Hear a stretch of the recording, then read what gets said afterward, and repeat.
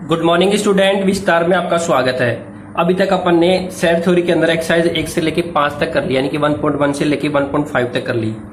अगला अपना टॉपिक है कुछ practical problem on union and intersection of two sets. यानी कि जो थ्योरी पार्ट था वो अपन ने सारा कवर कर लिया। अब उस थ्योरी पार्ट के बेसिस पे अपन ने जो भी पढ़ा है ना, यूनियंस ऑफ सेट पढ़ लिया, इंटरसेक्शन ऑफ सेट पढ़ लिया, डिफरेंस ऑफ सेट पढ़ लिया, कॉम्प्लीमेंट ऑफ सेट पढ़ लिया, ये सब पढ़ लिया। उसके बेसिस पे कुछ प्रैक्टिकल प्रॉब्लम्स हैं। प्रैक्टिकल प्रॉब्लम का मतलब क्या है कि अपन डेली लाइफ में जो भी कुछ क्वेश्चन करते हैं उनसे रिलेटेड क्वेश्चन करेंगे। तो हमें पता है कि अगर मान लो कोई दो सेट है, if A and B are finite set. अब फाइनाइट सेट का मतलब बताने की जरूरत नहीं, मैंने पहले बता चुका मैं पहले वाले वीडियो में, लेकिन फिर भी एक बार मैं रिपीट करता हूं। फाइनाइट सेट का मतलब क्या है कि उसके अंदर नंबर ऑफ एलिमेंट क्या होते हैं, फाइनाइट होती है। यानी कि कुछ वैल्यू फिक्स होती है, एलिमेंट्स की वैल्यू क्या होती है, फिक्स होती है। उनकी नंबर ऑफ एलिमेंट फिक्स होते हैं, जैसे 5, 10, 20 यानी कि फिक्स होंगे।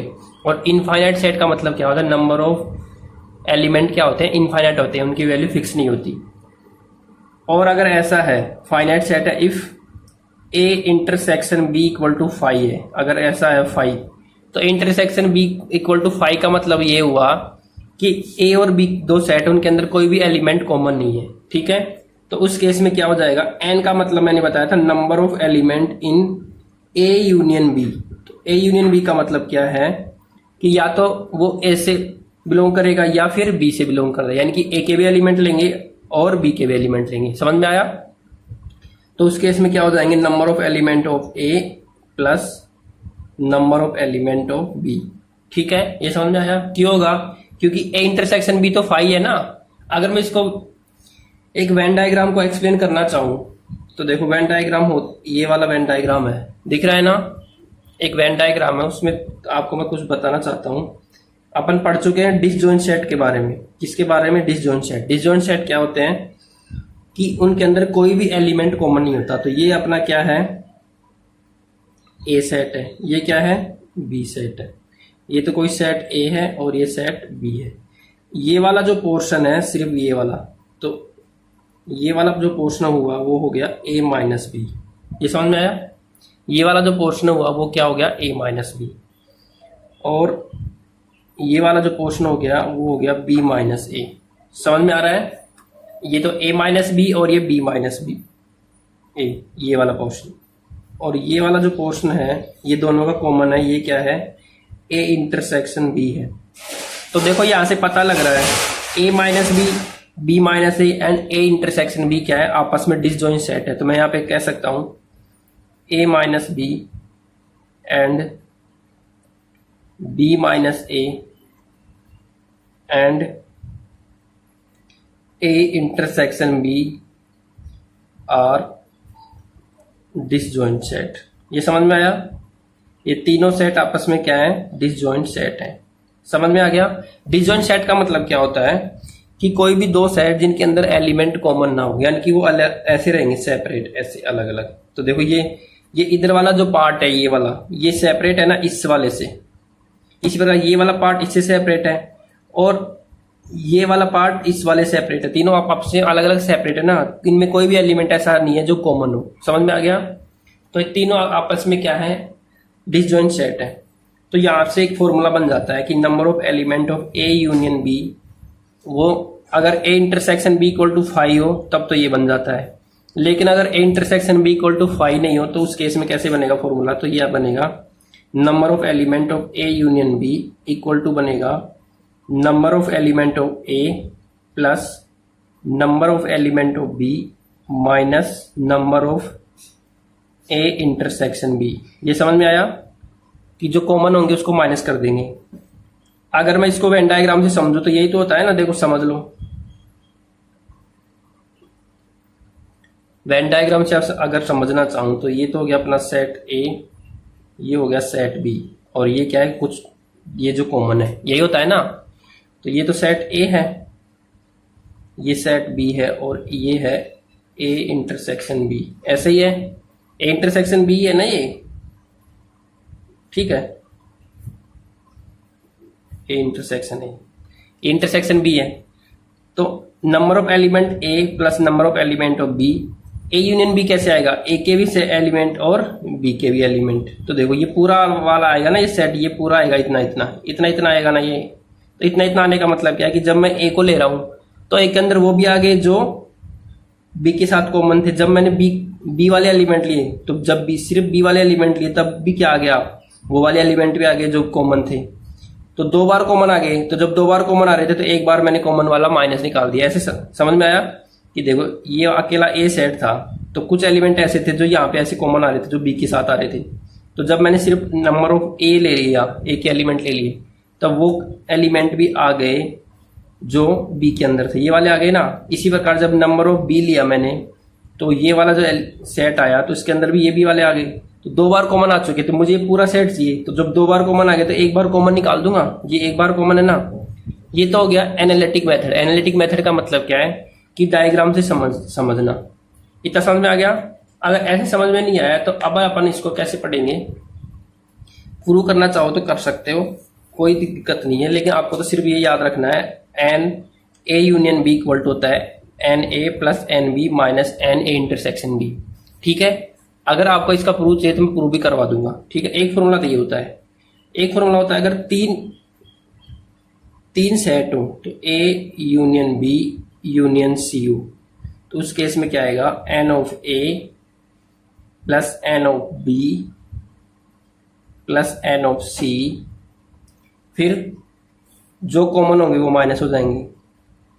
Number of element of A intersection B minus number of element of B intersection C minus number of element of A intersection C plus number of element A intersection B intersection C. ये formula होता है। तो आपको ये formula याद रखना है। अगर 3 सेट होंगे तो उसके लिए क्या होता है, number of element of A union B union C. तो क्या हो जाएगा, number of element of A plus number of element of B plus number of element of C minus number of element of A intersection B minus number of element of B intersection C minus number of element of A intersection C. यानी कि दो का जो common आ रहा है, दो में जो दोनों से बिलोंग कर रहे हैं उनको माइनस कर दो और लास्ट में ऐड कर दो तीसरे वाले का जो तीनों में कॉमन है। समझ में आ गया। ठीक है, ये फॉर्मूला होता है। ये 2 फॉर्मूले हैं, इसी के बेसिस पर आपको क्वेश्चन करना है। अगर इनके डेरिवेशन का प्रूफ चाहिए तो आप कमेंट में मेंशन कर दीजिएगा, मैं उसका प्रूफ करवा दूंगा। ठीक है, आगे चलें। अब इसके बेसिस पे कुछ क्वेश्चंस हैं वो अपन कर लेते हैं। क्वेश्चंस करने से पहले बताऊं, जहां भी अगर और लिखा रहे, जैसे ऐसे लिखा रहे सेट ए और सेट बी, तो और का मतलब होता है यूनियन और एंड का मतलब होता है इंटरसेक्शन। ये याद रखना। ठीक है, अब देखो चलो एक क्वेश्चन करते हैं। तो अपने जो एनसीईआरटी का एग्जाम्पल है वो ही कर लेते हैं। समझ में आ रहा है ना।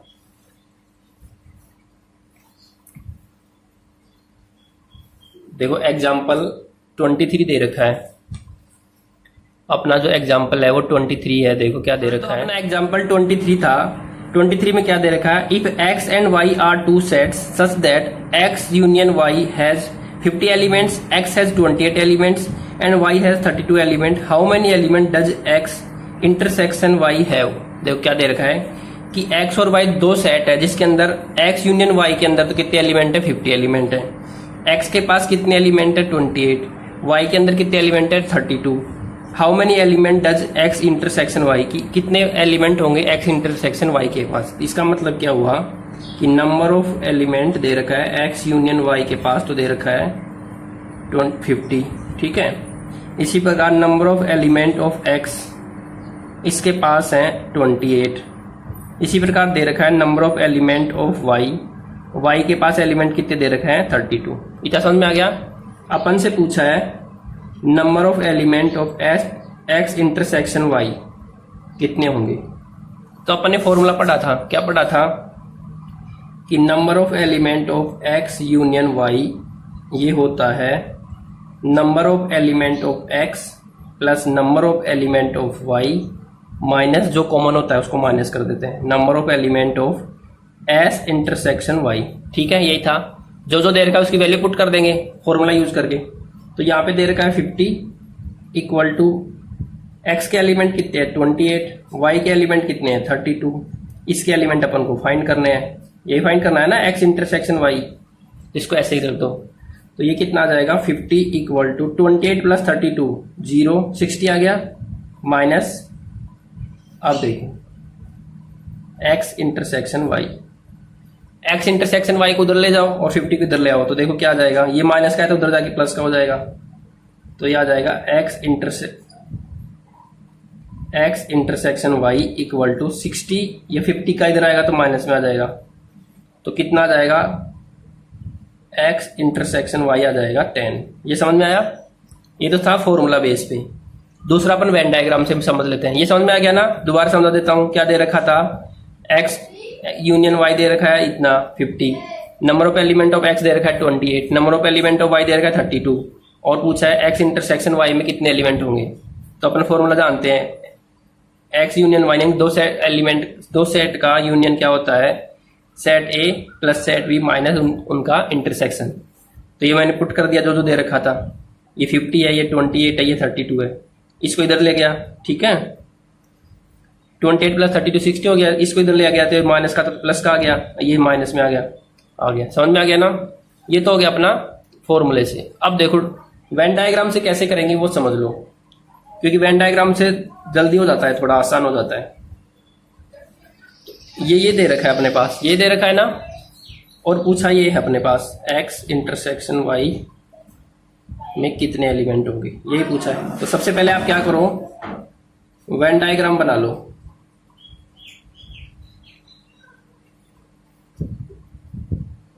ये x और ये y, ये x हो गया और ये हो गया y। x यूनियन y में कितना दे रखा है, इस टोटल में दे रखा है, इस टोटल के अंदर, यानी कि इन टोटल का मिला के कितना है 50 है ना।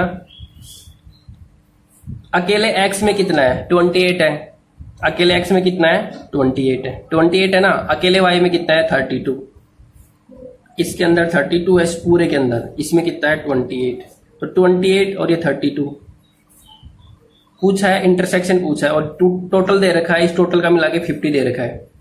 तो ये इसके अंदर कितना आ जाएगा, इन दोनों, ये 28 जो है इसके कुछ एलिमेंट इसके अंदर भी है, इसके कुछ जो 32 है उसके कुछ एलिमेंट इसमें भी है ना ऐसे। तो टोटल कितने हो गए 60 हो गए ना। तो ये टोटल मिला के वैसे 60 हो रहा है, लेकिन दे रखा है कितना 50, तो इसका मतलब यहाँ पे कितने आ गए 10 आ गए। समझ में आया? ये जो दे रखा है 28, ये टोटल कितना है, ये जो x है, नंबर ऑफ x वो दे रखा है x minus Y plus x intersection y, ऐसे दे रखा है। समझ में आया? यानी कि ये पूरा है यहाँ तक, यानी कि कुछ y के भी आ रहे होंगे, इसी प्रकार 32 इसके अंदर कुछ y के भी आ रहे होंगे, लेकिन सिर्फ x और y के ही हो, या तो x के हो या फिर y के, वो कितने हैं 50 हैं। तो इसको मिला के कितना हो रहा है 60 हो रहा है, 28 प्लस 32 60 हो रहा है ना। इसका मतलब क्या हो रहा है कि जो 10 एलिमेंट है ये दोनों में कॉमन रहे होंगे। क्या रहे होंगे? 10 एलिमेंट ऐसे हैं जो दोनों में क्या रहे होंगे, कॉमन रहे होंगे। समझ में आया? ठीक है, वेन डायग्राम समझ में आ गया ना। क्योंकि ये वाला जो पार्ट है ना, ये वाला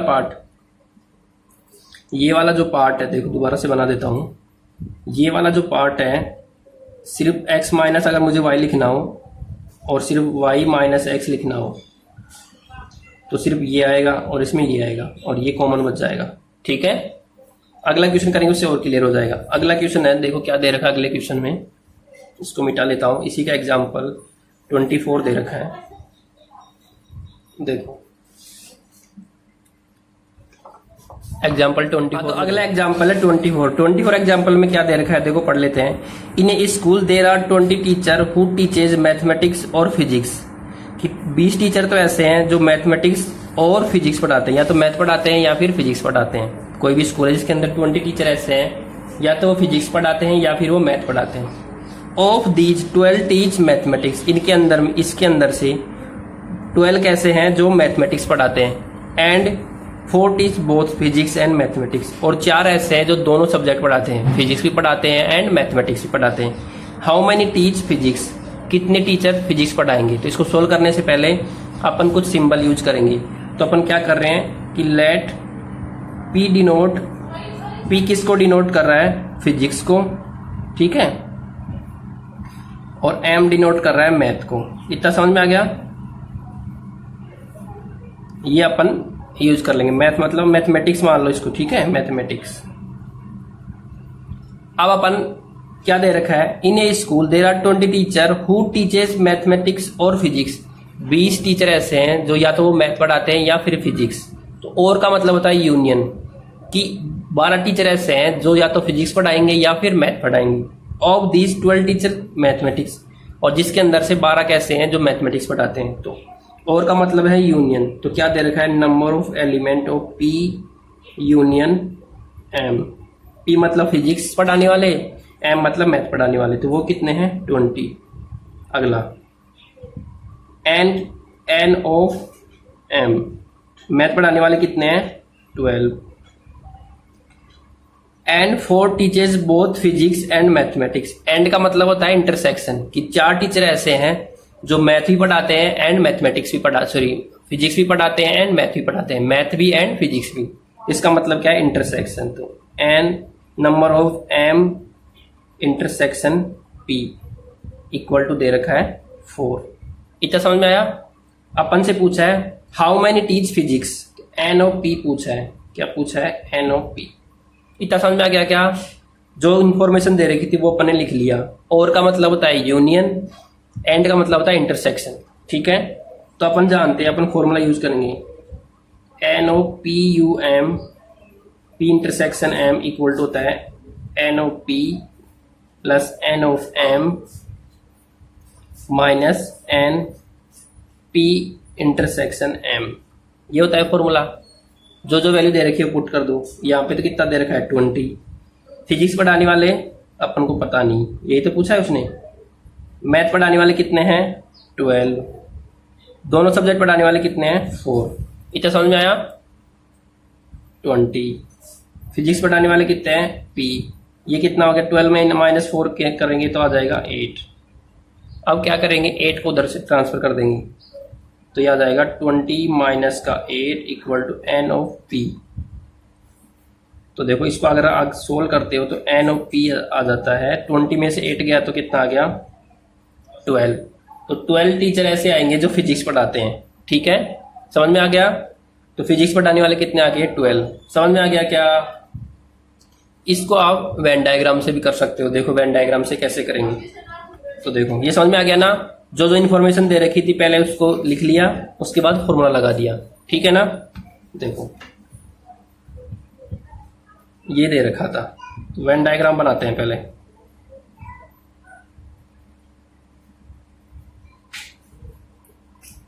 ये रहा, दोनों का कंबाइन पूरा कितना दे रखा है, ये पूरा दे रखा है 20।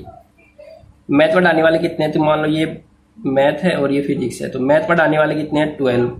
तो ये पूरा कितना है 12 है। समझ में आ रहा है, ये यहां तक। कॉमन कितने हैं 4। अब देखो ये कॉमन वाला पार्ट में कितने आ गए 4 आ गए, ये कितने 4। तो अगर मैं ऐसे लिखूं ऐसे, तो ये तो 4 है और ये पूरा कितना है था 20, और सिर्फ ये अगर m है और ये p है तो ये 12 है, तो सिर्फ इतना सा लिखूं तो ये कितना आ जाएगा 8 आएगा ना। समझ में आया, क्योंकि मिलके कितना बन रहा है 12 बन रहा है, और ये टोटल कितना है मिला के ये 20 है। समझ में आया। अब 20 में से सिर्फ m वाले कितने हैं 8 है। 20 में से सिर्फ m वाले कितने हैं 8 हैं, तो सिर्फ p वाले कितने आ जाएंगे 12। समझ में आ गया, क्योंकि फिजिक्स पढ़ाने वाले कितने आ जाएंगे 12। क्यों आएंगे, क्योंकि 20 में से m वाले निकाल देंगे तो कितना बच गया 12। दोबारा समझा देता हूँ, ये टोटल मिला के कितना है 20। मैथ पढ़ाने वाले कितने हैं 12, कॉमन कितने हैं 4, तो जो वो 4 हैं वो मैथ वाले में भी कॉमन होंगे ना। तो सिर्फ मैथ पढ़ाने वाले कितने हैं 8, ये सिर्फ इतना है, ठीक है। सिर्फ मैथ पढ़ाने वाले कितने हैं 8, और 4 क्या है दोनों के लिए कॉमन, तो 8 और 4 12 हो गया। इतना समझ में आ गया। अपन से पूछा कि फिजिक्स पढ़ाने वाले कितने होंगे, तो टोटल कितना है 20। इन दोनों का टोटल कंबाइन कितना है 20। 20 में से सिर्फ मैथ वाले निकाल देंगे, ओनली मैथ वाले, तो क्या बच जाएंगे फिजिक्स पढ़ाने वाले। तो 20 माइनस 8 कर देंगे 12 आ जाएगा। समझ में आ गया, तो ये 12 है, इस ये पूरा वाला। आई थिंक इतना समझ में आ गया होगा, ठीक है। इतना क्लियर है क्या। अगर इतना क्लियर है तो देखो